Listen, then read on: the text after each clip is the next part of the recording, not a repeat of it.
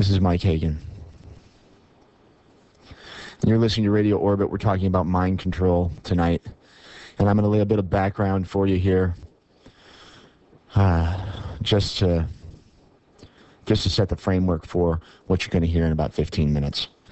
In 1931, Dr. Cornelius Rhodes, under the auspices of the Rockefeller Institute for Medical Investigations, infects human subjects with cancer cells. He later goes on to establish the U.S. Army Biological Warfare Facility in Maryland, Utah, and also in Panama. Then he is named the U.S. Atomic Energy Commission, named to that commission. While he's at the U.S. Atomic Energy Commission, he begins a series of radiation exposure experiments on American soldiers and civilian hospital patients. 73 years ago, 1931. In 1932, the Tuskegee syphilis study begins, and you'll hear me and Dr. Ross talk a little bit more about Tuskegee during the interview that's coming up.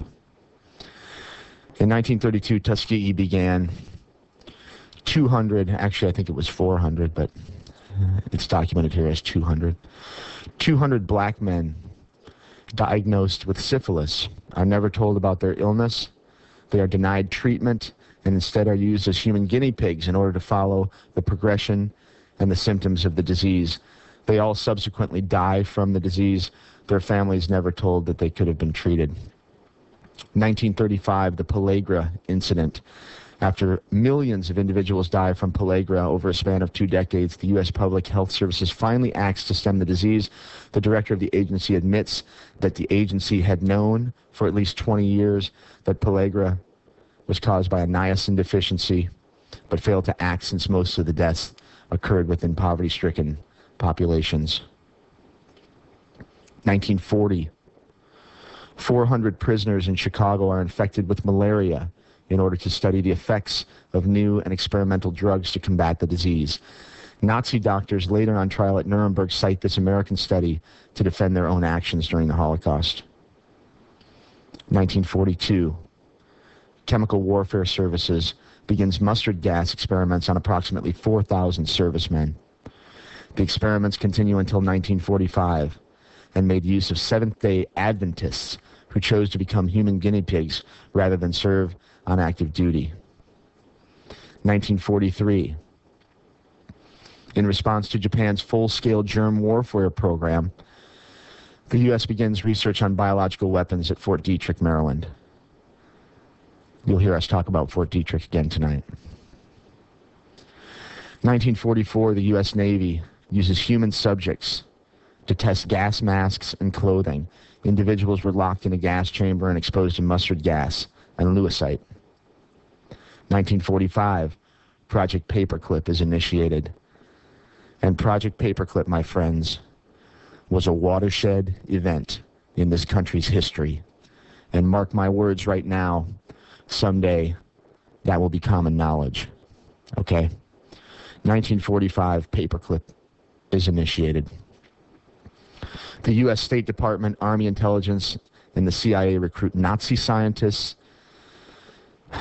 and offer them immunity and secret identities in exchange for work on top secret government projects inside the United States. 1945, Program F is implemented by the U.S. Atomic Energy Commission. This is the most extensive U.S. study of the health effects of fluoride, which was the key chemical component in atomic bomb production, one of the most toxic chemicals known to man. Fluoride is found, it caused marked adverse effects to the central nervous system. Much of the information is squelched in the name of national security because of the fear that lawsuits would undermine a full-scale production of atomic bombs.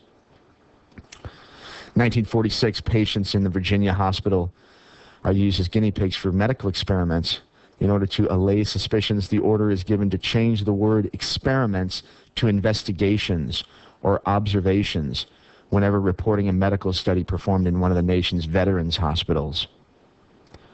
1947, Colonel E. Kirkpatrick of the U.S. Atomic Energy Commission issues a secret document. The document number was 070750001. It was from January 8th of 1947. That document stated that the agency would begin administering intravenous doses of radioactive substances to human subjects. Did you hear what I just said?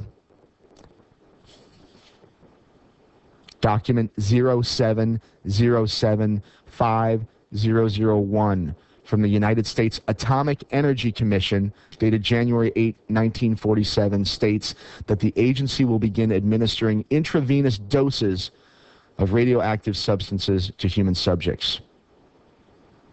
1947, the CIA begins its study of LSD as a potential weapon for use by American intelligence. Human subjects, both civilian and military, are used both with and without their informed consent or their knowledge.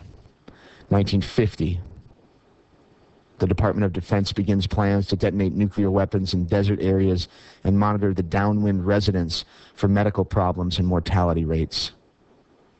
I have a close friend who has a congenital defect because his mother, when she was pregnant with him, was living in Utah and was exposed to exactly that in the early 1940s.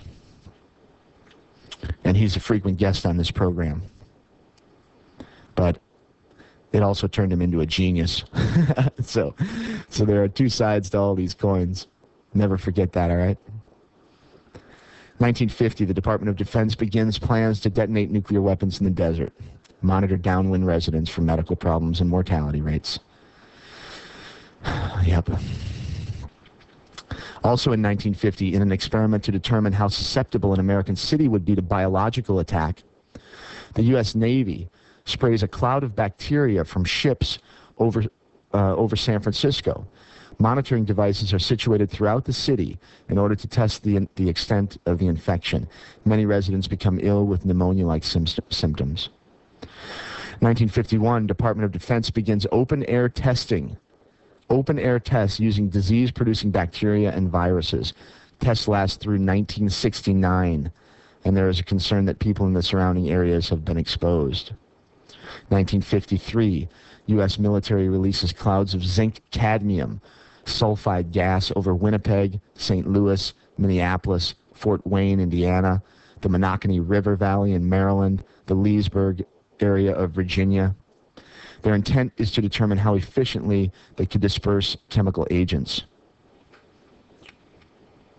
1953, a joint Army, Navy, CIA experiment is conducted in which tens of thousands of people in New York and San Francisco are exposed to the airborne germ Serratia marcescens and Bacillus gliogili. 1953, CIA initiates Project MK Ultra, which you will hear us talk about in great detail tonight. Project MK Ultra initiated in 1953. This is an 11-year research program designed to produce and test drugs and biological agents and other technologies that would be used for mind control and behavior modification. 6 of the over 140 sub-projects involve testing the agents on unwitting human beings. Actually, many more than that. 1955, the CIA, in an experiment to test its ability to infect human populations with biological agents, releases a bacteria withdrawn from the Army's biological warfare arsenal over Tampa Bay, Florida. 1955, Army Chemical Corps continues LSD research, studying its potential use as a chemical incapacitating agent. More than 1,000 Americans participate in these tests, which continue until 1958. 1956, U.S. military releases mosquitoes infected with yellow fever over Savannah, Georgia, and Avon Park, Florida. Following each test, the Army agents posing as public health officials test victims for effects. 1958, LSD is tested on 95 volunteers at the Army's Chemical Warfare Laboratory for its effect on intelligence.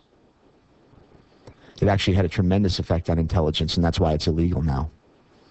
The whole LSD program that was initiated by the U.S. government. They're the ones that developed this stuff. It actually backfired because it didn't do exactly what they wanted. Actually, it did, but it did some other things too that were highly beneficial to human beings. Highly beneficial. And that's the reason that it's now considered an illegal substance. At least that's the main reason. 1960, Army Assistant Chief of Staff for Intelligence, ACSI, authorizes field testing of LSD in Europe and the Far East. Testing of the European population is codenamed Project Third Chance. Testing of the Asian population is codenamed Derby Hat.